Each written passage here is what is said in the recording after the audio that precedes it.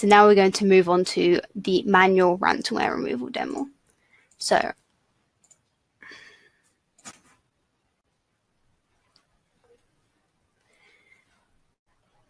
here we go. We have a machine that has been hit by ransomware. You can see that it changed the background to a rather scary skull.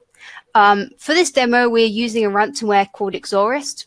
Exorist has been around for a number of years, and we still see cases of it every few days, which is rather unusual, as most ransomware campaigns and families stick around for a lot less, a lot shorter amount of time.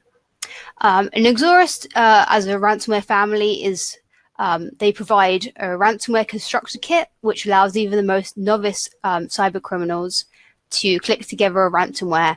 And things like the background image that you can see here, the file extension on encrypted files, the ransom note, and the unlock password are all fully customizable. We picked this variant randomly out of thousands that exist.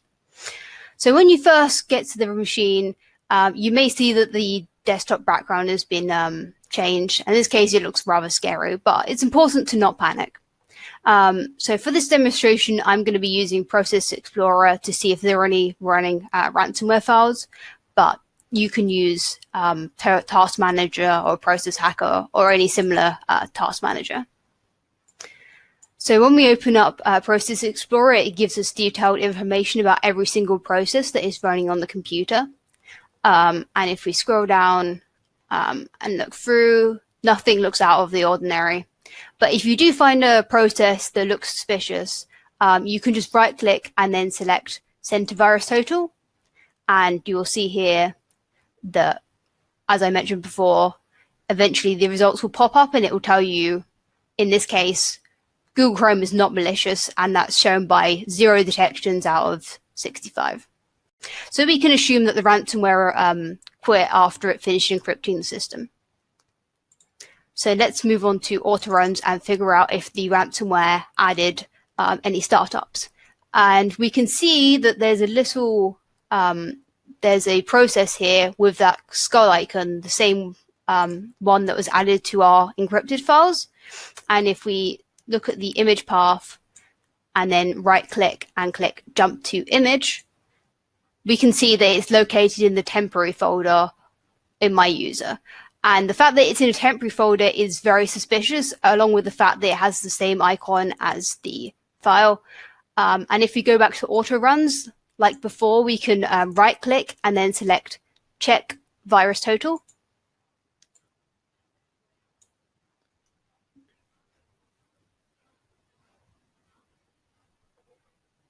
And then we can see that it has 55 detections out of 65, and you can click this and it will load up VirusTotal, the web page. So we can see there's a whole bunch of detections of like ransom and Exorist. So we can see that some of the engines have properly identified that this is indeed our ransomware file. So just to remove this, we can just right click and then select delete.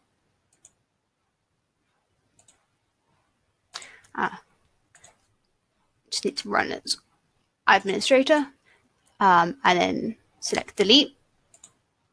And then we can also select delete on this. And this is important to do because otherwise, every time that the computer runs or starts, like basically starts up, or the a new user logs in, the ransomware will then like basically this key like allows the ransomware to run, and it will continue to re-encrypt any files. So moving down, we can also see that the ransomware has added its ransom note to the startup folders. Basically, the ransom note just tells you, it demands the payment and saying that your files are all encrypted. So we don't really want that running every time the user logs onto the computer. So we can just do the same process before and then right click and select delete to both of these.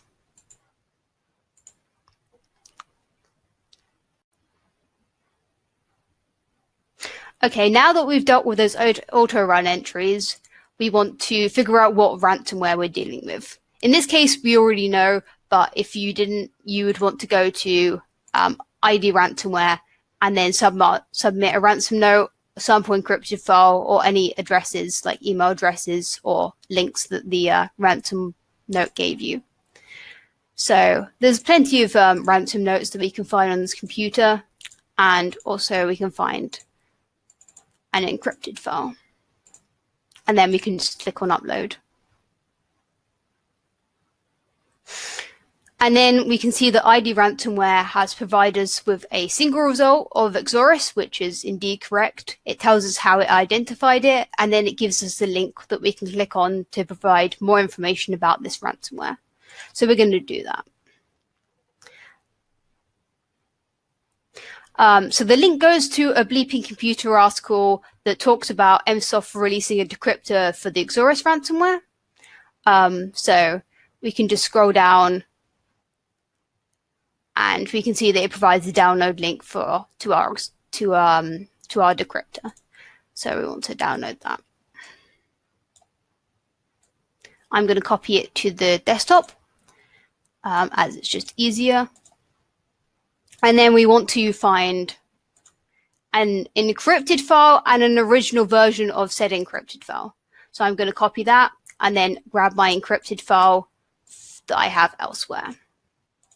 So it's important to be able to find an original file of this of the encrypted version, because the decryptor needs to use both of the files to generate the key to decrypt your files. So I'm just going to highlight them both and then drag them onto the decryptor. And then we can see that it's starting to brute force to find the key. So this will take a little while, as depending on how new or what the specs your computer has, as well as what type of encryption the ransomware uses, will depend on how long this will take. Sometimes it can take a few minutes, sometimes it can take hours. So like it says, this will take a while. It's best to be patient until it reaches completion. One thing to note when dealing with ransomware decryptors is that they are not entirely perfect. A lot of ransomware is programmed rather shoddily and has many mistakes. Some ransomware can damage parts of the files they encrypt, and sometimes there can be no way to recover these, unfortunately. So in general, it's best to check the user's information on the decryptor's download page to figure out if there are any restrictions and how to use the decryptor.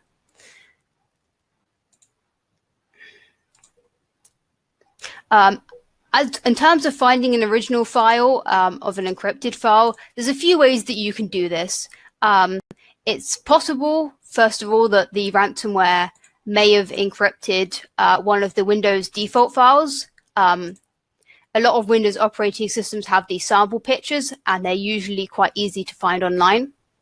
Another thing to do is if a downloaded file has been encrypted, it's usually quite simple to find the location that you downloaded the file from and then just download the original.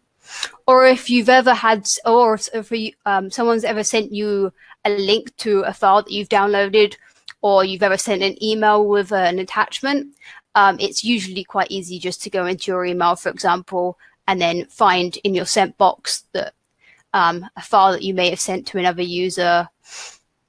So like I said, the decryptors may take a very long time to perform these calculations. So in the meantime, we're going to do some additional cleanup. So first of all, we're going to change this desktop background. So you can just right click on the desktop and then select personalize. I'm just going to change it back to the default picture, but it's very easy just to change it to whatever you originally had. And then we want to deal with the fact that all the encrypted files have this skull icon. So to do that, you need to press the Windows key, R, and I've already typed it in, but you need to type in regedit and then hit OK. And then we can see Registry opened.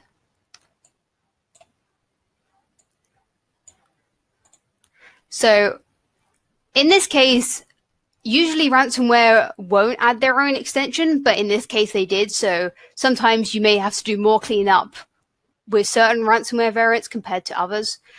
So this is a bit trickier, and we've basically opened up the Windows Registry editor, which contains a bunch of settings for the computer. So we just want to go into the HKey class's root key and then scroll down until we find the extension that the ransomware added, which is .cryptedx. So we just need to scroll down to find that. So then we can see the ransomware has added this value here, and we just want to copy that first of all. And then we want to right click and then select delete. And then we want to basically go into edit and then go find, and we want to paste this value in and then click find next.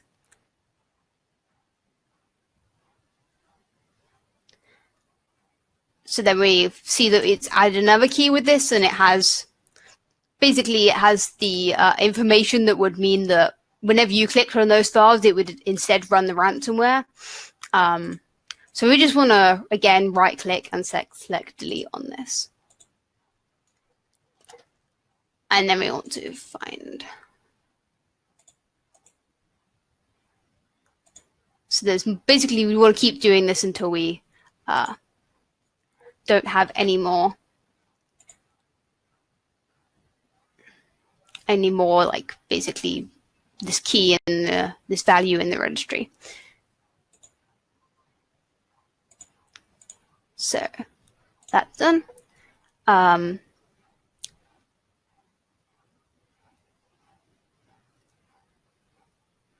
So basically next we just want to clear up some of these ransom notes that we can see lying around. So just want to go to. So basically you just want to copy the ransom note file name and then paste it into the search bar in the Windows Explorer.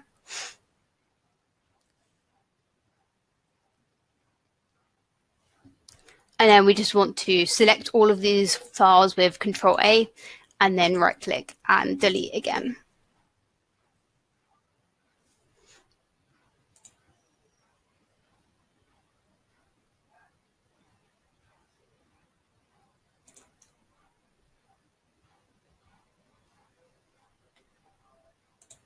And then sometimes some of the files may not be able to be able to delete it because they're in certain areas that your user doesn't have permissions to access. So you can just skip these. They're not malicious or anything. It's just cleaning up leftovers from the ransomware.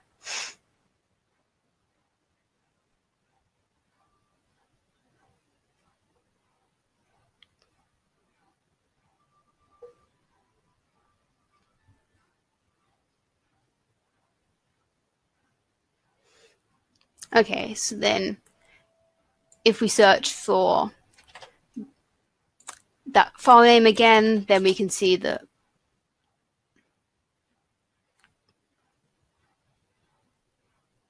there's only a few files that can be deleted before that are there. So the majority of the ransom notes have already been cleaned up.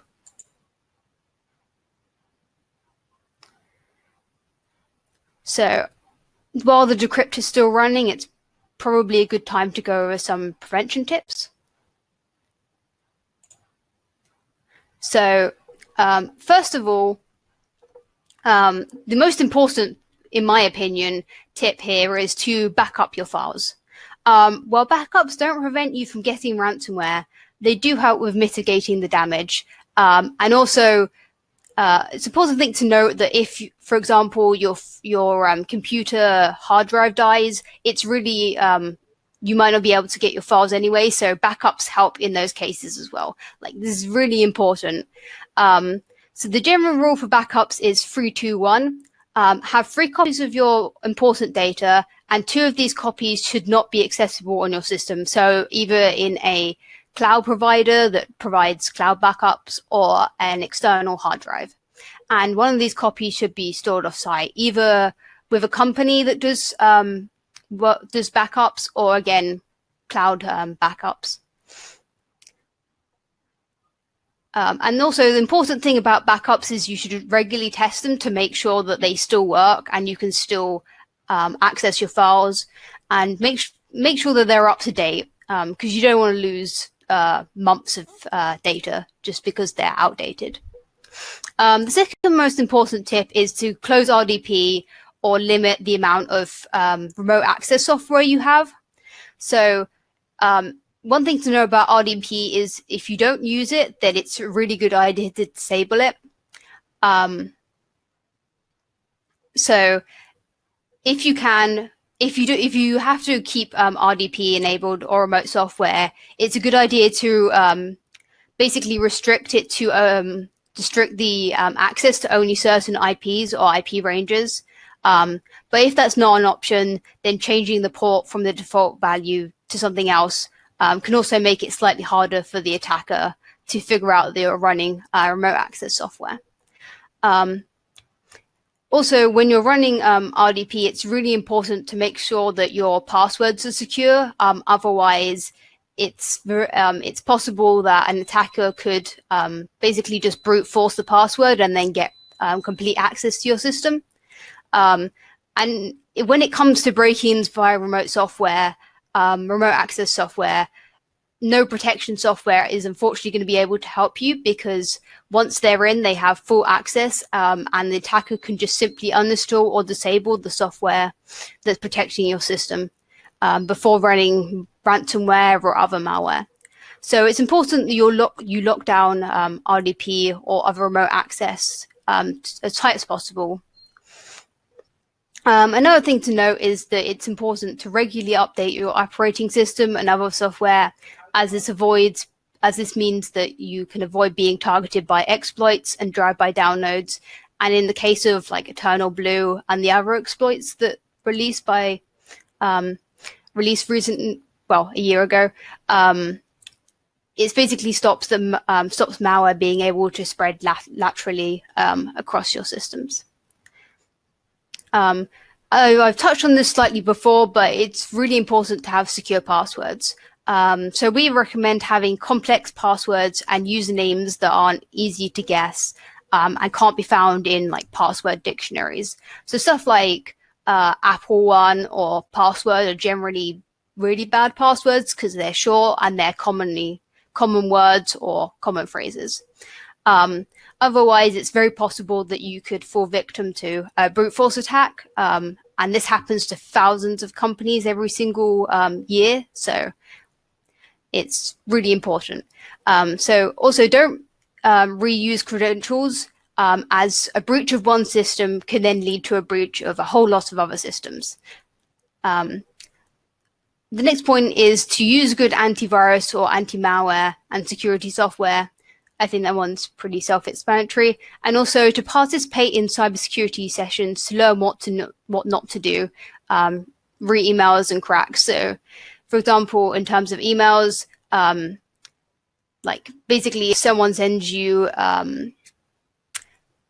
basically some kind of delivery and you're not expecting a delivery and they have like a PDF, be wary of that, because malware can sometimes be in that, basically just be hiding in there. And then we can see that Twitter is finished, so we'll switch back to my screen to cover the rest of this. So we can see that the decryptor has found a key, provides some information, and then it says, please note that there may be a slight chance that this key might be wrong. So it suggests trying decrypting a few files first to check whether they might be working correctly, which is really good. So we can see that it's automatically added the C drive, which is the main Windows drive on this system. But if you have other drives that you need decrypting, then you can just click add file and then add them from this menu. Another thing to note is that in the Emsisoft decryptors, we have a setting for keep encrypted files. So as the decryptor told you before, it's a really good idea to test out decrypting a few files before. And then if it works, then you can uncheck this if you don't want to have a whole bunch of the encrypted files laying around after. But we'll just leave these as the default. So you can see that the decryptor is going through all the different folders on the system, and you'll start to see all the basically all the icons and photos start to reappear very soon.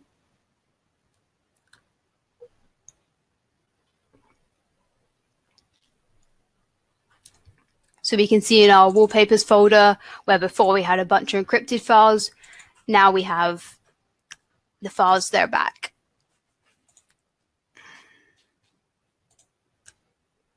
And as the decryptor finished, so it can provide a log. So finally, we would really just want to remove these encrypted files. And similar to before with the ransom notes, we just want to copy the extension, paste it into search computer, and then that will search the whole drive for these encrypted files.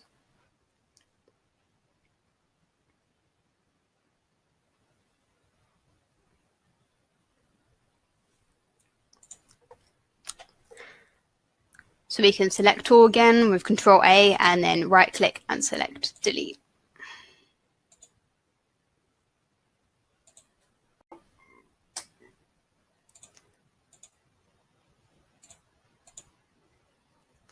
And again, a few files cannot be deleted because they're in different locations, but yeah, as we can see, that's all gone.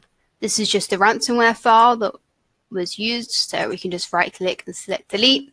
And then just one thing to note is that the decryptor produced a decryption.key. So if you, basically it's just the key that, so basically you can just drag and drop this onto the decryptor if you need to decrypt a few new files on the same system, and you don't have to bother with the whole brute force process again. So you can see it just loads up with all the right settings for this encryption. But we don't need that anymore, so we can just delete this.